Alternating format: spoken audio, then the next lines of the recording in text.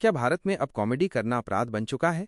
कुणाल कमरा के हाल ही में हुए स्टैंड अप शो के बाद फिर से एक बड़ी बहस छिड़ गई है। मुंबई के हैबिटेट कॉमेडी क्लब में उन्होंने एक पैरोडी सॉन्ग परफॉर्म किया जिसमें कुछ ऐसे शब्द थे जो एक बड़े राजनीतिक नेता से जोड़कर देखे गए, और फिर वही हुआ जो अक्सर ऐसे मामलों में होता है, विवाद भड़क उठा। शो खत्म होते ही बाहर प्रदर्शन शुरू हो गए, पोस्टर फाड़े गए, चेयर तोड़ी गईं और सबसे चौंकाने वाली बात, वेन्यू के मालिकों को धमकियां मिलने लगीं। लेकिन यहाँ मामला सिर्फ विरोध तक नहीं रुका। पुलिस ने कुणाल कमरा के खिलाफ आईपीसी की कई धाराएं लगा दी। अब सबसे ज्यादा हैरान करने वाली बात यह है कि शो देखने वाले ऑडियंस को भी पुलिस नोटिस भेज रही है। यानी अब आप सिर्फ कॉमेडी देखने जाओगे और अगले दिन आपके घर पर समन आ जाएगा। क्या ये मामला नया है? क्या आपको मुनावर फारूकी याद है? मुनावर को सिर्फ इस शक में गिरफ्तार कर लिया गया था कि उन्होंने एक मजाक किया होगा। उन्होंने वो जोक बोला भी नहीं था, फिर भी उन्हें जेल में डाल दिया गया। अब सवाल यह है कि कॉमेडी और इंसल्ट का फर्क कौन तय करेगा?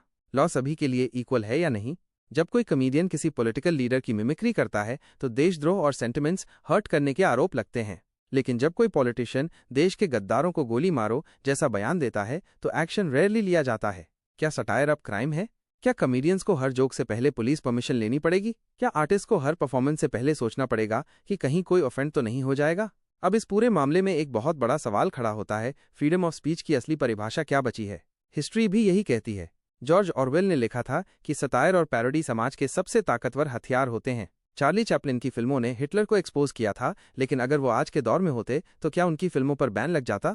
द ग्रेट डिक्टेटर फिल्म ने तानाशाही का मजाक उड़ाया था और वो एक ऐतिहासिक मास्टरपीस बनी। लेकिन अगर आज कोई वैसा करता है तो उसे कोर्ट के चक्कर काटने पड़ते हैं। अब ये डिबेट आपके कोर्ट में।